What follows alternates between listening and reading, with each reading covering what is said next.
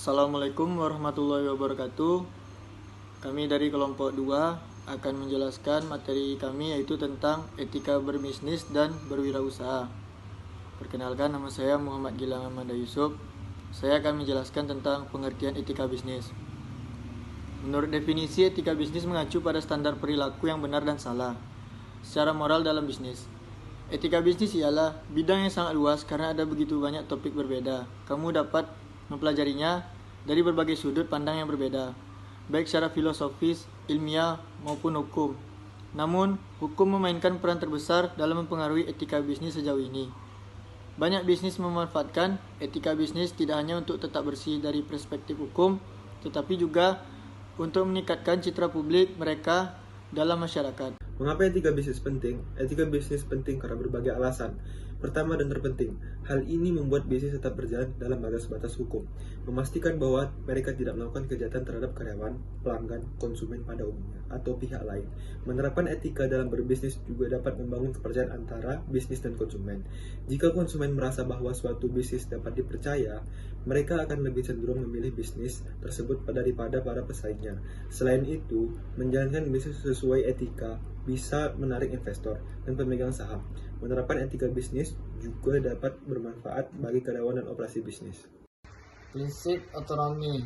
Otonomi merupakan perilaku mandiri saat manusia dapat mengambil keputusan dan bertindak atas kemauannya sendiri, dan ia dapat mempertanggungjawabkan waktunya. Prinsip kejujuran. Kejujuran sangat dituntut bagi setiap pihak dalam memutuskan hubungan kerjasamanya serta dalam menyepakati suatu perjanjian. Jika tidak ada kejujuran dan kejujuran yang dilakukan oleh salah satu pihak, tentu pihak lain tidak akan mau lagi untuk melakukan kerjasama dengan pihak yang melakukan kecurangan. Terima kasih. Prinsip keadilan. Prinsip keadilan menanamkan sikap bagi semua pihak untuk berlaku secara adil, yaitu tidak ada sikap membeda-bedakan dari semua aspek seperti aspek ekonomi, hukum, dan aspek lainnya. Prinsip integrasi moral. Prinsip integrasi moral menekankan kesadaran para pelaku bisnis bahwa setiap orang harus dihormati harkat dan martabatnya.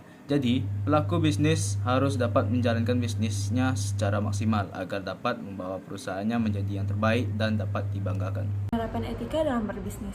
1. Ada integritas. Etika dalam berbisnis yang selalu ditegakkan oleh perusahaan. Kedua, ada loyalitas.